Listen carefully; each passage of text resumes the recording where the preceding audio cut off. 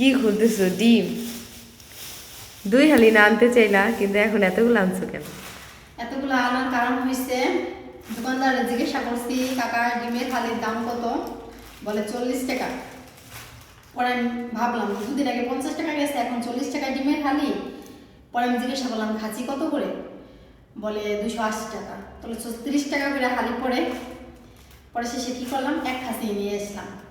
ওই 2 হালি না আনাচ্ছে, এক খাসি নিয়ে আসলাম। আবার দাম বাড়তো, সময় লাগবে না। এই যে এখন আজকে শুনেছি না 40 টাকা হালি, দুদিন পরে দেখো 45-50 হয়ে গেছে। তো এক খাসি নিয়ে আসলাম, 36 টাকা করে হালি পড়ছে। এখন ডিমগুলো বের করলাম, এখন ডিম ভুনা করবো। ডিম বাসায় একটাও নাই, ডিম নিয়ে আসছি। এই জন্য তাড়াহুড়ো করে ডিম আনতে গেছি, ডিম ভুনা করবো এই জন্য।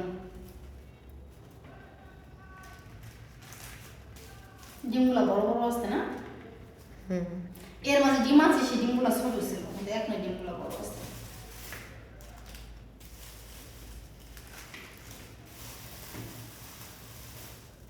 ফাটা তো দেন এই দু একটা, এই জন্য আমি সব বের করতেছি। দু একটা ফাটা দিলে আমি এখন নিয়ে যাবো দোকানে। আর একটা কি করছি জানেন, আমি যা আমার লাইফে হয় নাই আমার সাথে, আজকে হয়েছে তাই। আমি আলু কিনছি, আলু কিনে একটা দোকানের সামনে রাইখা অন্য অন্য বাজার করছি, সেই দোকানের সামনে আলু রেখে গেছি। ভাবছি সকালে যাবো, যে কাকা আপনার দোকানের সামনে তো আমি 2 কেজি আলু রেখে গেছি, যদি তা নিবেন ই থাকে দিবে আমাকে, হয়তো আর অন্য কেউ নিয়েও যেতে পারে। আমার ভাগ্যে থাকলে আমি পাবো।